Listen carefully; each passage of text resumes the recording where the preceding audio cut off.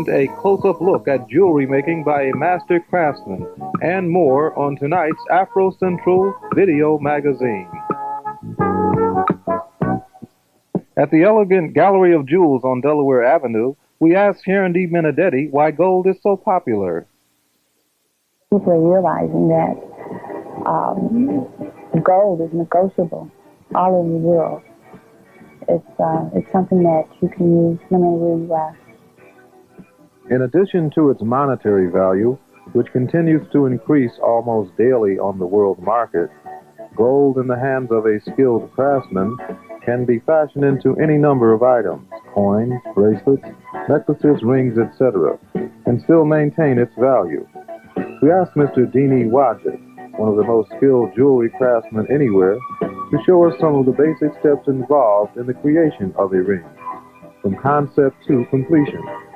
He graciously consented, and you'll soon see why we compliment him so highly.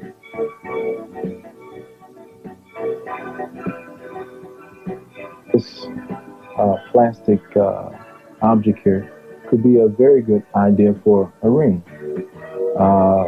Basically, what I would probably do is probably analyze the structure of it and then incorporate that into a ring. For example, I could do several sketches and try to view it as not as a piece of plastic but as a finished product. So probably I would start off by trying to figure out how I could break away from that flat plane and make it look a little more interesting. Maybe, let's say, by slicing through a section of this so that the eye doesn't go straight across, but it goes across the plane and then slants down into the shank of the ring. And then the shank should bring the design right back to the main focal point of the ring.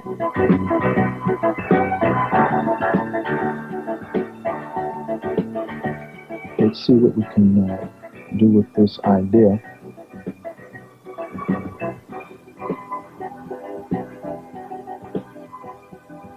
Sketching is more or less a blueprint so that it gives you some kind of a guideline.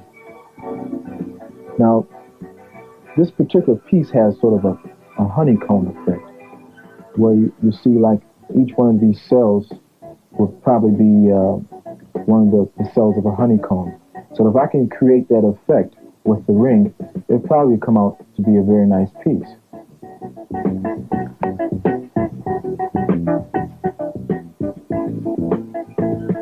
Now in the lost wax process, this process is so delicate that it can even pick up a fingerprint on a piece of wax. Now that the wax model is completed and perfected to a point where I can handle it once it's in the metal, I have to put a sprue, and this sprue serves as a passageway into the main parts of the ring. This has to be put on a base so that it stands up freely, and then a flask is placed over it. I pour this into the flask, and this plaster will surround the whole design. Okay. The machine is turned on. It sucks the air out of the plaster, making sure that the total design is bubble-free. The flask is then put into a kiln, such as this, and raised to a temperature of about 1350 Fahrenheit. And this is enough heat to melt and drive the wax out of the flask. Now we have to take the flask and put it into the cradle of the centrifugal casting machine, making sure that the base is facing the nozzle of the crucible. Once this is in place, we place our metal into the crucible, depending on what kind of metal we might be casting, let's say silver or gold. Then we take a torch, a settling torch, and we raise the temperature of the metal to the proper melting point. Once it's molten, we take the machine and we cock it. The pin drops, and what happens is the centrifugal force drives the metal into the empty cavity, filling all parts of the design. You can take the flask out of the centrifugal casting machine. By this time, the metal should have cooled to the point where we can take it out, and we put it in a bucket of cold water. We have to clean off the investment with a brush to get all the investment out. This takes time because sometimes the investment works into the tiniest crevices. But basically, this is the ring design. And usually I'll check for porosities to make sure that the ring is going to be polished up without pinholes. Once the ring is filed and polished, this is the end product.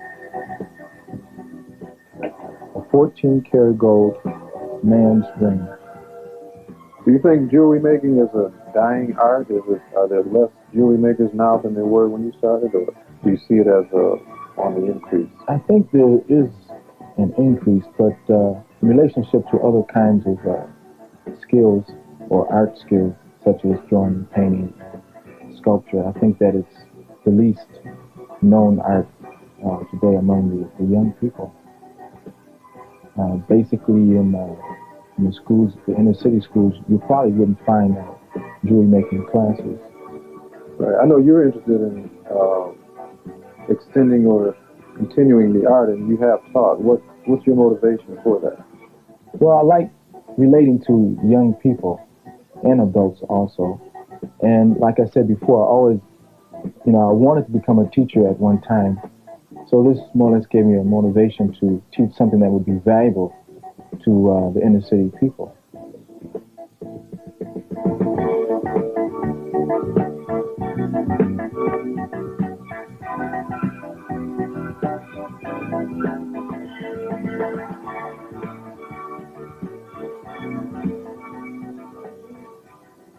Afro Central will be right back after this message.